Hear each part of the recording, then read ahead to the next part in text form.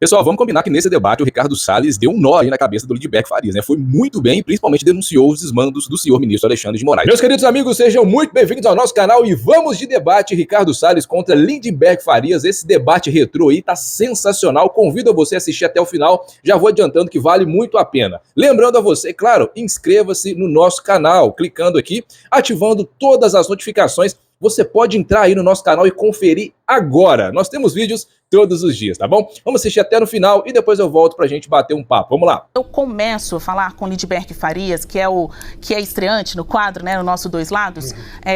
Deputado, o presidente Lula sabia da passividade do seu então ministro Gonçalves Dias? Bom dia, Basília. Bom dia, deputado Ricardo Salles.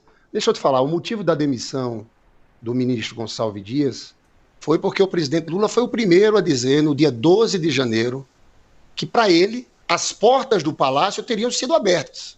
Olha, houve ação de bolsonaristas, eu quero falar sobre isso depois, porque eu acho que a CPI vai ser um tiro no pé do Bolsonaro e da base bolsonarista. Houve ação deles, mas houve, com certeza, colaboração da Secretaria de Segurança, de militares do Palácio do Planalto. Você sabia que o comandante do corpo militar do Palácio do Planalto chamava Gustavo Henrique Dutra.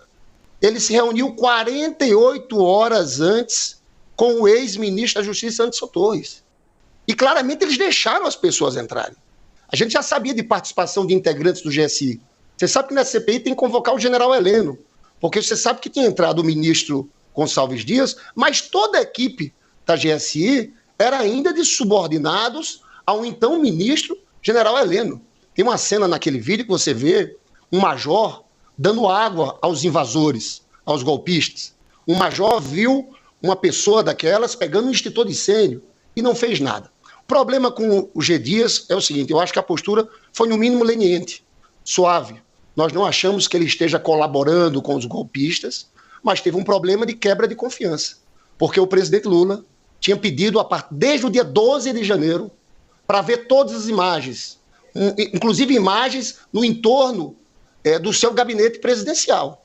E ele foi informado de que não existiam essas imagens, que a câmera estava inclusive quebrada. Eu não sei a quem o G. Dias quis proteger, ou se ele sabia, ou se dentro do GSI disseram isso a ele, mas o fato é que houve uma quebra de confiança com o presidente da República. Nós vamos para essa CPI, Basílio, muito tranquilos.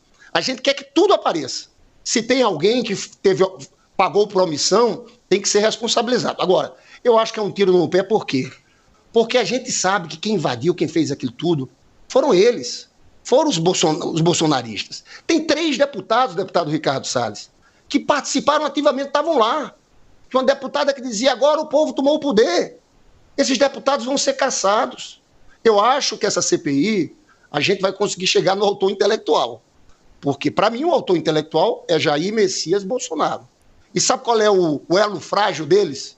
É o ex-ministro da Justiça, Anderson Torres, que participou de tudo, que reuniu, como eu falei agora, 2 dias antes, com o chefe do Comando Militar do Planalto. Olha que coisa grave. Deputado, General Gustavo Henrique. Vou passar a palavra. Eu concluo, agora. Depois a gente continua. Por favor, a gente continua o debate. Obrigado, eu vou passar a palavra agora para o deputado Ricardo Salles. A mesma pergunta. Na sua avaliação, deputado, o presidente Lula sabia da passividade do seu então ministro do Gabinete de Segurança Institucional?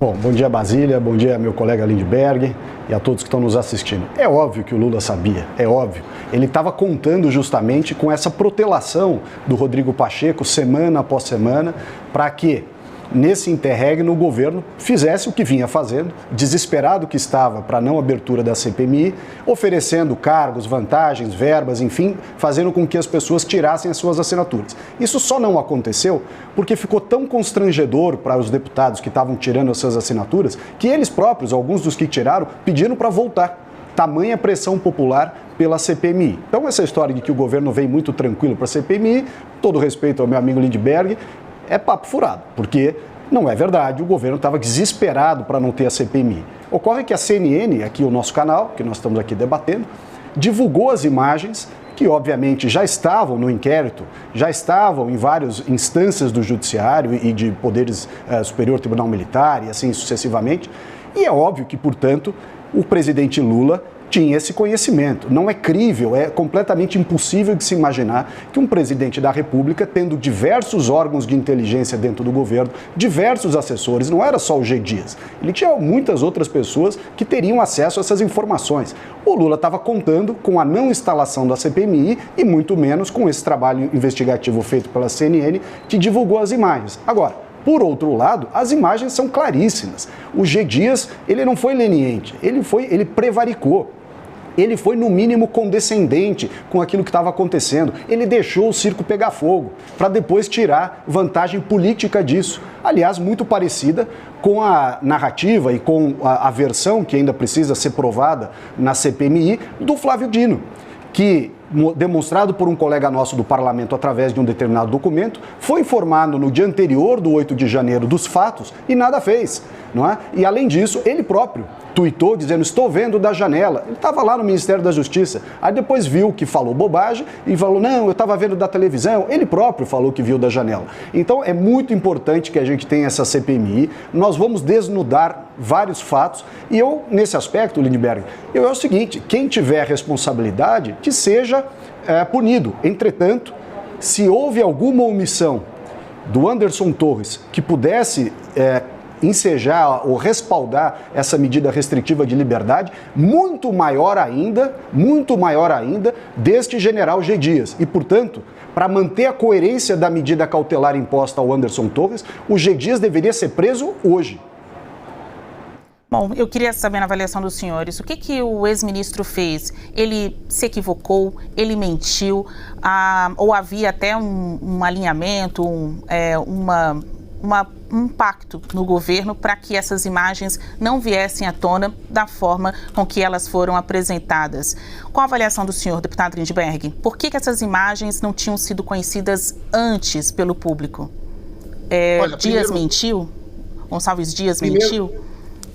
Primeiro, antes de entrar nisso, Basília, deixa eu falar uma coisa para você. Não houve omissão do Anderson Torres. O Anderson Torres ajudou a organizar aquele ataque à democracia. E nós vamos mostrar nessa CPI a ligação direta com Jair Messias Bolsonaro. E eu pergunto ao deputado Ricardo Salles: o senhor vai negar que foram bolsonaristas que atacaram o Congresso, o Supremo e o Palácio do Planalto? O senhor vai negar isso? A gente vai pegar nome a nome das pessoas que estão presas. Dá para negar isso? É uma narrativa falsa que vocês tentam conduzir. Dá para negar que tinha 3 deputados, inclusive o autor desse pedido de CPI, deputado André Fernandes, que postou um vídeo com o armário do ministro Alexandre de Moraes quebrado, né? Era isso, é essa turma. Foram vocês que quebraram. Agora, se alguém se omitiu... Vocês não, calma. Vocês não. Vocês que eu falo da base bolsonarista, deputado. Eu peço, não estou acusando Vossa Excelência, mas estou acusando a essa base bolsonarista. E estou acusando alguns deputados, que eu acho que vão ter mandatos cassados aqui, né? Agora, só antes, Basília, de responder a pergunta, dizer o seguinte: sabe por que o governo não estava querendo CPI? Primeiro, porque o governo tem que trabalhar, tem que aprovar reforma tributária, tem que aprovar arcabouço, tem que aprovar medidas provisórias, né? Não quer tumultuar a pauta aqui. E também porque está tendo uma investigação séria. Está havendo um julgamento agora, existem 100 presos em Brasília que já se tornaram réus. O julgamento não acabou, mas já se formou a maioria para isso. Agora, eu defendia desde o começo que teve a CPI, porque essa CPI eles não têm como ganhar, porque existe uma verdade. Foram eles que atacaram. Quanto às imagens, esse foi o motivo da demissão do general G. Dias. Ele disse ao presidente Lula que não existiam aquelas imagens, que tinham problema na câmera. Se foi ele ou alguém do G6 que informou isso a ele, mas isso é uma falta grave. Olha, o presidente Lula foi o primeiro a dizer: abriram as portas do Palácio do Planalto. Quero saber quem será responsabilizado por isso. E a gente vai analisar aqui. Deputado Salles, a mesma pergunta. Na sua avaliação, o ex-ministro do Gabinete de Segurança Institucional mentiu para o presidente Lula? Olha, Basília, essa é uma pergunta que deverá ser respondida na CPMI. Ao contrário do Lindbergh, eu acho que ele não mentiu. Eu acho que o Lula sabia desde o começo o conteúdo desses vídeos, de novo, repito aqui, não é crível você imaginar que o presidente da República, com todo o staff de inteligência que ele tem, não é só o GSI, é a ABIN, é a Polícia Federal, é o próprio Serviço Reservado das Forças Armadas, não é crível você acreditar que ele não sabia dessas imagens. Eu tenho para mim, tudo isso sujeito, eu não quero fazer aqui nenhuma acusação leviana, sujeito à comprovação na CPMI, mas eu tenho para mim que o Lula sabia de tudo e ele estava contando justamente com aquele trabalho que até então o Rodrigo Pacheco vinha fazendo de protelar a CPMI para tentar tirar as assinaturas. Aí não viria à tona nada e ficaria o dito pelo não dito. Porque se ele tivesse, de fato, esse sentimento de que os militares do GSI, que supostamente seriam a tropa do Heleno, teriam colaborado e tudo mais, eles já teriam expostos esses militares, eles já teriam feito tábula rasa desses militares, já teriam pego cada um deles e prendido cada um deles. Então, essa história não fica de pé. Essa história não faz sentido. É evidente que há ali uma espécie de, no mínimo, leniência por parte do governo federal, que foi informado, como o documento demonstra, o documento que foi trazido por um colega nosso da Câmara, que o Flávio Dino sabia sim que o evento ia acontecer no dia seguinte e nenhuma providência tomou. Nenhuma, zero. Ele tinha debaixo dele a Polícia Rodoviária Federal, que ele não convocou, ele tinha a Polícia Federal, que ele não convocou, ele tinha a Força Nacional, que ele também não convocou, ele no mínimo deixou o circo pegar fogo. E repito aqui, falou que assistiu tudo da janela. Então, uma das coisas que nós podemos apurar nessa CPMI, se o Dino está falando a verdade. Não sei, acho que a investigação vai demonstrar isso, mas eu acho sim que o Lula sabia, acho que todos sabiam e estavam contando com essa simples postergação da CPMI para deixar a versão que eles queriam deixar até agora. Queria dizer o seguinte, nunca houve na história do Brasil, nem no regime militar, um volume de prisões tão arbitrárias e desrespeitando tanto o devido processo legal, o contraditório e as garantias constitucionais, como nesse caso do 8 de janeiro. Pessoas que foram presas apenas e tão somente porque estavam acampadas na porta do quartel. Eu não estou defendendo aqueles que invadiram, não, de jeito nenhum. Mas você não faz prisões de baseada, deixa a pessoa sem a possibilidade de fazer audiência de custódia para ser liberado, fez uma audiência de custódia totalmente pro forma, não é? Então, não, eu acho sim que essa CPI do dia 8 de janeiro é de fundamental importância. E repito, quem tiver responsabilidade, seja lá quem for, deve responder. Mas a responsabilidade de verdade, não essa que vem sendo reiteradamente construída sobre os bolsonaristas, como se não pudesse haver também ali, que é um outro fato a ser apurado, infiltrados de outras naturezas. Vamos saber na CPMI. Pessoal, vamos combinar que nesse debate o Ricardo Salles deu um nó aí na cabeça do Lindbergh Farias, né? Foi muito bem e principalmente denunciou os desmandos do senhor ministro Alexandre de Moraes. Debate muito bom. Esses debates retrô eu gosto de trazer aqui para vocês pelo seguinte, a gente agora pode ver com os acontecimentos, né, depois como se desenrolou aí a CPMI, como se desenrolou aí as investigações sobre isso, né? A gente pode ter uma análise agora mais consciente, né, pelos fatos que vieram a acontecer aí. Tem muitos pontos para a gente comentar hoje, inclusive quero a sua opinião. Por favor, deixe a sua opinião aí nos comentários. Primeiro que, na época desse debate, eles não sabiam disso ainda, mas a CPMI, ela serviu de propaganda contra o governo. Não sei se vocês lembram disso, né, como foi ali a CPMI, já tem um tempo já, mas a Elisiane Gama e todo mundo que estava ali pró-governo, tentando fazer uma propaganda patética pró-Lula, né, tentando imputar a pecha de tentativa de golpe de Estado, a gente vai falar disso daqui a pouco, mas a Elisiane Gama, ela fazendo um esforço absurdo para defender o governo, tanto que essa CPMI terminou com um relatório ridículo e não deu em nada, né? Eu via nas redes sociais, essa semana inclusive, tá? Essa semana, um vídeo do Nicolas lá na CPMI, e ele dizendo, olha, nós precisamos investigar aqui várias coisas, várias pessoas ligadas ao governo Lula. E a Elisiane Gama não deixou, ela não permitiu. Então essa CPMI, ela serviu de propaganda contra o governo, mostrando que de fato eles não queriam a CPMI, de que queriam fazer só uma propaganda patética política, não queriam saber os fatos, não queriam saber a verdade sobre o que aconteceu no 8 de janeiro, e para falar a verdade, eu acho que nem precisava saber, porque não passou de vândalos que invadiram ali, perderam a cabeça, invadiram ali, nada mais, nada menos do que isso, né? E serviu para mostrar que o governo só queria se proteger. O governo teve muita responsabilidade, sim, de omissão, né? O G. Dias estava lá, o G. Dias sumiu, inclusive, né? E serviu de propaganda contra o Lula. Talvez ali nessa CPMI tenha sido o início do declínio do governo Lula, né? Que depois ficou muito claro com as questões econômicas, né? Aí derrubou o governo Lula de vez. A CNN, não sei se vocês lembram disso, mas ela foi o pivô para a abertura dessa CPMI. O cenário ali no início de 2023 era o seguinte: o governo fazendo uma articulação pesada juntamente com o Rodrigo Pacheco, querendo para barrar essa CPMI, né? Ou seja, o governo fala, não, o Brasil passou uma tentativa de golpe, não sei o quê. Eles não queriam a investigação sobre os atos do dia 8. Vocês lembram disso? Uma coisa muito estranha, né? Veio toda a oposição, todos os bolsonaristas, que segundo o Lindbergh foram os responsáveis, e falou, não, vamos abrir uma CPMI, então vamos investigar, ok? E o governo deu para trás. Não vamos investigar não, deixa isso para lá. E é estranho, porque se o governo foi vítima, se os outros são os golpistas, se o bolsonarismo foi o responsável por esses atos, por essa tentativa de golpe, vamos investigar então, porque dentro dessa CPMI a gente pode fazer o quê? Uma propaganda pesada contra o bolsonarismo.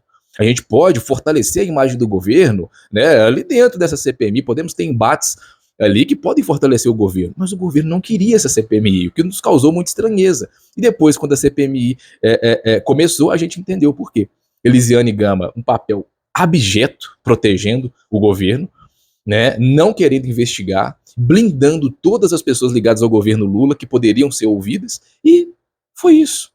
Foi isso, um papel ridículo. E ali começou o declínio do governo Lula, declínio esse que vem muito forte até hoje, né? A CNN divulgou aquele vídeo do G Dias, e depois da CNN divulgar o vídeo do G Dias, vocês lembram muito bem, dando aguinha lá para os vândalos, é que ficou insustentável. Aí o governo teve que abrir mão e a CPMI foi aberta, né? E aí eu faço uma pergunta para você, se você souber me responder, você pode ficar à vontade de deixar aí nos comentários. Cadê o G Dias? Ninguém mais o ouviu, ninguém mais ouviu falar dele, ninguém mais tem notícias, ninguém mais tem informações. G Dias sumiu da política brasileira. Onde ele está? Ele tem alguma coisa a esconder? Ele também não deveria estar preso, da mesma forma que o Anderson Torres foi preso, da mesma forma que o Coronel Naime foi preso? Ele não deveria estar preso também? Onde está o G Dias? Por que ele sumiu? Por que esse assunto ninguém mais fala a respeito? Curioso, né? Curioso. Acho que o governo está com muitos problemas para pensar nisso, né? É melhor deixar ele escondido, é melhor não falar sobre esse assunto, vamos deixar essa narrativa de lado, porque o tiro saiu pela culatra, né? E o último ponto aqui que eu gostaria de comentar com vocês, enquanto eu vi o Lindbergh ali argumentar, eu pensava, né? Falei, caramba, eu até anotei aqui. A tese de tentativa de golpe de Estado, ela, assim, ela é lunática. Ela é lunática, é só uma pessoa dentro de uma realidade paralela para chegar a essa conclusão, que o 8 de janeiro foi uma tentativa de golpe de Estado. Então veja bem, tentativa de golpe de Estado, vamos lá, vamos seguir aqui a análise deles, vamos seguir aqui o raciocínio deles. Houve uma tentativa de golpe de Estado. Primeiro, quem organizou essa tentativa de golpe? Não sabe, não se sabe, porque não tinha líder nenhum lá, só tinha um monte de gente, não tinha liderança. Bolsonaro no Brasil não estava, Anderson Torres também não estava, general nenhum estava à frente disso, estava longe disso, né? Não tinha ninguém liderando ali para, vamos invadir aqui, tomar o poder e proclamar aqui um novo regime. Não existiu isso. Como foi feito esse golpe de Estado? Com vandalismo. Normalmente, golpe de Estado, você retira, né, os mandantes ali, os donos do poder, quem está no poder, você retira, você destitui através ali das armas, através de um poder bélico muito forte, muito bem estruturado, e você declara oficialmente um novo governo. É assim que acontece o golpe de Estado, né? Mas o que tinha ali? Senhoras com Bíblia, pessoas com bandeira do Brasil e mais nada. O máximo de arma que tinha ali era um pedaço de pau. O máximo, assim, a arma mais tecnológica que se tinha no 8 de janeiro era um pedaço de pau. Entraram lá e quebraram tudo. Sem organização, sem liderança, sem objetivo, sem nada. Sem nada. É isso que aconteceu, né? Os mandantes, segundo o Lindbergh, estou seguindo o raciocínio da esquerda, nem estavam no Brasil, sabe? O Bolsonaro, inclusive, veio a público rapidamente e falou, gente, eu discordo disso que aconteceu ali, repudio veementemente aquele vandalismo ali. Então, assim, não tem financiamento, não tem liderança, não tem armas, não tem nada. Não tem nada. Como chegar à conclusão de que aquilo foi uma tentativa de golpe de Estado? Vocês não acham que seria loucura da minha cabeça falar assim, olha, as invasões do MST à Câmara, quando eles quebraram tudo, foi uma tentativa de tomada violenta do poder. Foi uma tentativa violenta, com uso de violência, da abolição do Estado Democrático de Direito. Não seria loucura? Porque não tem liderança, não tem financiamento, não tem objetivo, só tem vandalismo. Não seria loucura da minha cabeça afirmar isso? Claro que seria. É exatamente essa loucura que eles estão afirmando quando afirmam que o 8 de janeiro foi uma tentativa de golpe. Não tem cabimento uma coisa dessa. Isso revela que o governo não tem essência. Ele precisa construir essas narrativas loucas, transloucadas, sem sentido, sem pé nem cabeça, para ver se sustenta, para ver se o próprio governo se afirma no poder. Sabe? É uma coisa de maluco, gente. É uma coisa de maluco.